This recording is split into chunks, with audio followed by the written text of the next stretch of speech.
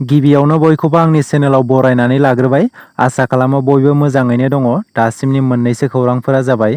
बड'लेण्ड जनजाति सुरक्षा मन्चनि मावफुं आफादगिरि बिथां दावराव देख्रेब नार्जारिनिसिम गोख्रों सोंथि खालामदों मिरु इउपिपिएल दोलोनि गाहाय नेहाथारि राजु नार्जारि। बिथाङा एमपि नब कुमार सौर्णियाखौ लानानै दायो दान्थे बिदान्थे जानायखौ नुनो मोन्दों।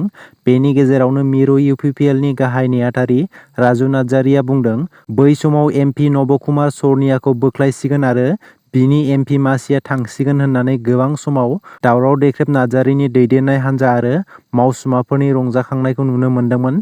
नाथाय दिनैनि समाव एमपि नब कुमार सौर्णियाया मानो एमपि मासिनिफ्राय दोरोदाखै एबा बोख्लायनो हायाखै बेखौ लानानै मिरु इउपिपिएलनि गाहाय नेहाथारि राजु नार्जारि बिथाङा गोख्रोङै सोंथि खालामदों। दिनैनि समाव दावराव देख्रेब नार्जारि बिथांमोना नब कुमार सौर्णियाखौ मानो एमपि मासिनिफ्राय बोख्लायनो हायाखै आरो बे समाव नब कुमार सौर्णियाया एमपि मासिखौ लानानै मा थासारियाव दं होननानै बेखौ रायजो राजाफोरनो रोखा रोखा फोरमायनांगौ होननानै राजु नार्जारि बिथाङा दावराव देख्रेब नार्जारिनिसिम दाबि खालामदों। बिजिरसालिनि बिथोन बायदिब्ला नब कुमार सौर्णियाया सौर्णिया कछारीनिफ्राय जानानै बिसायख'थि गेलेयाखै, थामहिनबा बर' कछारीनिफ्रायसो एसटि सार्टिफिकेट लानानै बिसायख'थि गेलेदों होननानै राजु नार्जारिया बुंदों। नाथाय बिजिरसालिया बिथोन फोसावनायखौ बिथां दावराव देख्रेब नार्जारिया मोजाङै नायफिनालासै बिनि सोलाय रंजा बाजा खालामनायखौसो नुनो मोन्दों। नाथाय दिनैनि समाव मिरु इउपिपिएलनि गाहाय नेहाथारि राजु नार्जारिया थोंजोङै दावराव देख्रेब नार्जारि बिथांखौ थांखिनानै बुंदों दि दिनैनि समाव हेफाजाब मोननाय रायजो राजाफोरनो बिथां दावराव देख्रेब नार्जारिया एमपि नब कुमार सौर्णियानि सोमोन्दै गुवारै बेखेवथिनानै होनांगौ होननानै बुंथिदों। दासान्दि क'क्राझार जिल्ला बिजेपि दोलोनि गेजेराव मा सोलिगासिनो दङ? गोजौ थाखोनि बिबानगिरिफोरा सासेनि उनाव गुबुन सासे बिजाथिफोर आरो बिबानगिरिफोरा बिबान नागारनायखौ बे समाव नुनो मोनगासिनो। थारैनो क'क्राझार जिल्ला बिजेपि दोलोनि गेजेराव बायदि बायदि जेंनाफोरा सोलिगासिनो दङ। थांनाय बावैसो साननि सिगां राजकुमार ब्रह्म बिथाङा क'क्राझार जिल्ला बिजेपि दोलोनि आफादगिरि मासिखौ नागारखांनायनि उनावनो दायो गुबुन सासे नेहाथारिया बिबान नागारनायखौ मिथिनो मोन्दों। जासमिन ब्रह्म मुंनि सुबुङा क'क्राझार जिल्ला बिजेपि दोलोनि नेहाथारि मासिनिफ्राय रेजिगनेसन लेटारखौ थोंजोङै आफादगिरिनो गथायदों। नखरनि इसिङारि जेंनानि जाहोनाव गावनि मासि सालायनायखौ नागारबाय होननानै मिथिहोदों। लकसभा बिसायख'थिया खाथि सौफैनाय समावनो क'क्राझार जिल्ला बिजेपि हान्जायाव गोजौ थाखोनि बिबानगिरिफोरा बिबान नागारनाया बे समाव सोलिगासिनो दङ।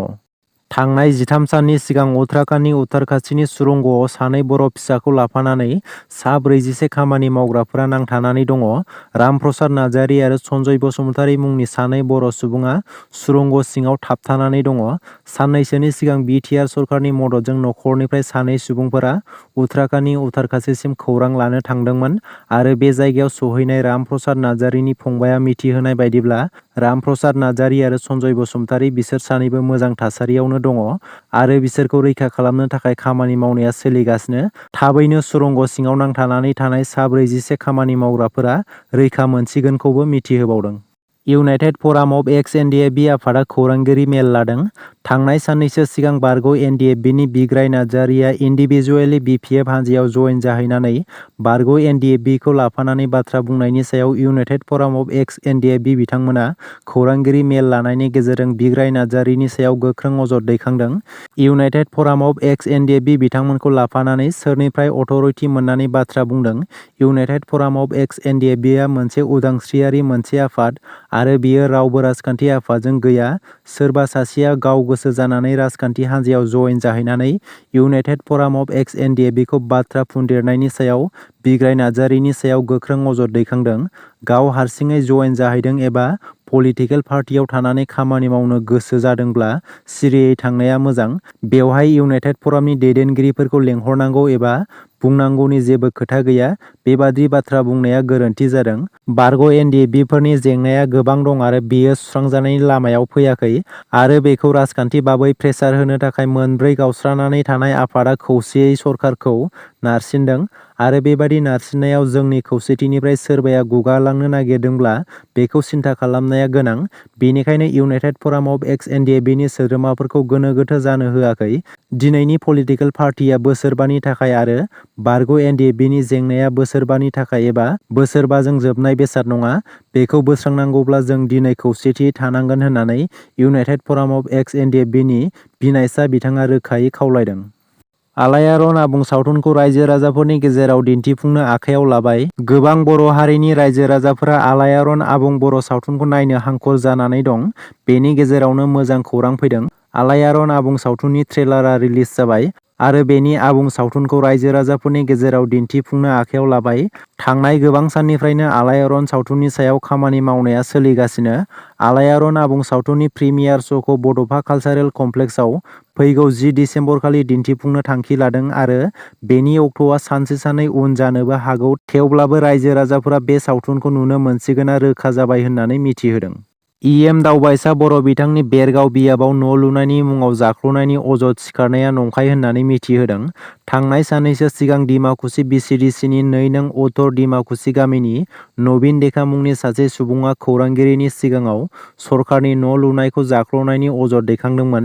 नाथाय बे अजद दैखांनायखौ नंखाय होननानै रोखा खालामदों ओनसोलनि माखासे मुलाम्फागिरि आरो थिकादारफोरा। जाय समाव खुंथाय गोहोआव थानाय प्रमद बर'नि बिटिआर सरकारा गोजोन आरो खौसेथिनि गेजेरजों बिटिआर हालामाव जौगानाय लाबोनो नाजादों, बे समावनो सासे मुलाम्फागिरिया गुबै बाथ्राखौ आबुङै मिथियालासेनो सरखारनि न' लुनायनि मुङाव जाख्ल'दों होननानै प्रमद बर'नि सरकारखौ अजद दैखांदोंमोन।